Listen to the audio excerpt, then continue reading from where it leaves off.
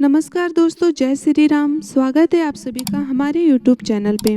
आज हम बात करेंगे राधा की मृत्यु कैसी हुई और कृष्ण भगवान ने अपनी प्रिय बांसुरी क्यों तोड़ी। दोस्तों, जब भी हम प्रेम की बात करते हैं तो श्री कृष्ण और राधा के प्रेम की मिसाल सबसे पहले आती है। राधा श्री कृष्ण के प्रेम को जीवात्मा और परमात्मा का मिलन कहा जाता है। राधा श्री कृष्ण के बचपन की प्यार थी। दोस्तों, दुनिया में सच्चे प्रेम का उदाहरण देने के लिए राधा कृष्ण को जरूर याद किया जाता है। राधा कृष्ण के प्रेम की अटूट कहानी युग युगांतर के लिए अमर है। यद्यपि राधा कृष्ण का प्रेम नहीं मिल पाया, अर्थात दोनों की शादी नहीं हो पाई, फिर भी प्रेम का यदि कहीं सच्चा उदाहरण मिलता है तो वह या तो शक्ति व शिव का अथवा राधा कृष्ण का है। राधा कृष्ण ही प्रेम के वो पुजारन थे जिन्होंने इस संसार में प्रेम के वास्तविक रूप को बताया था। प्रेम के लिए त्याग क्या होता है, इस बात को दुनिया के सामने हमेशा के लिए अमर कर दिया। श्री कृष्ण जब 8 साल के थे तब दोनों ने प्रेम की अनुभूति की थी। राधा श्री कृष्ण के दैवीय गुणों से परिचित थी।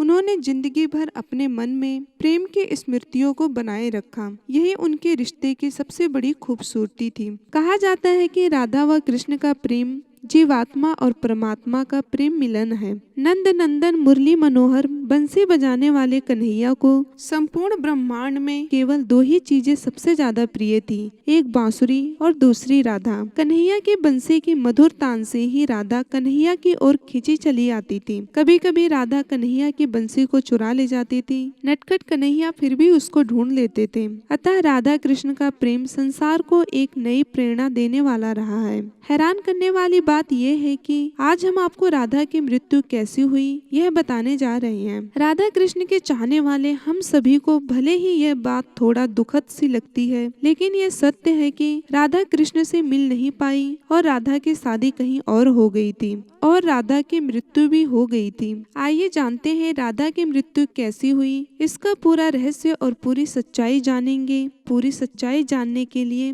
वीडियो में अंत तक बने रहिए। उससे पहले अगर आप चैनल पे नए हैं तो कृपया करके चैनल को सब्सक्राइब कर लें ताकि ऐसी ही वीडियो आप तक आती रहे। चलिए कहानी को विस्तार से स्टार्ट करते हैं। सबसे पहले हम बात करेंगे राधा कृष्ण के प्रेम के अंतिम पल के बारे में। वैसे तो आपने सुना ही होगा कि राधा के बिना श्याम आधा, राधा ढूंढ रही किसी ने मेरा श्याम देखा।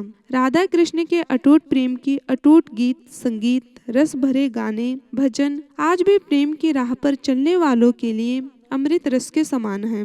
बात यह तब की है जब कृष्ण के मामा कंस ने कृष्ण और बलराम को मथुरा में बुलाया। आखिरी बार राधा कृष्ण से मथुरा जाने से पहले ही मिली थी। मथुरा जाने से पहले कृष्ण ने अपनी प्रिय राधा से यह वादा किया था कि वह राधा को मिलने जरूर वापस आएंगे। अपना यह वादा पूरा नहीं कर सके और दोबारा राधा और कृष्ण की मुलाकात नहीं हो सकी। एक और समय के चलते कृष्ण ने भी रुक्मिणी से शादी कर ली थी, तो वहीं दूसरी ओर वृंदावन में कृष्ण के चले जाने पर राधा की भी बाद में किसी यादव से शादी हो गई। वृंदावन भी कन्हैया के बिना सूना हो गया था। राधा और कृष्ण का प्रेम इतना अटूट था कि यद्यपि दोनों ने विवाह नहीं किया और किया, लेकिन वास्तविक प्रेम राधा और कृष्ण का एक दूसरे के लिए हमेशा के लिए अमर रहा, यूं अमर है। इस प्रकार राधा और कृष्ण की प्रेम कहानी विरह की कहानी बन गई। आइए जानते हैं राधा की मृत्यु कैसे हुई थी। पुराणों में राधा की मृत्यु का उल्लेख पाया गया है, वहीं नारद पुराण में तो राधा कृष्ण का मिलन होना भी बताया गया है। यूं तो राधा ने अपना जीवन कन्हैया के बिना वैसे ही बिता लिया था जैसे मानो जल के बिना मछली।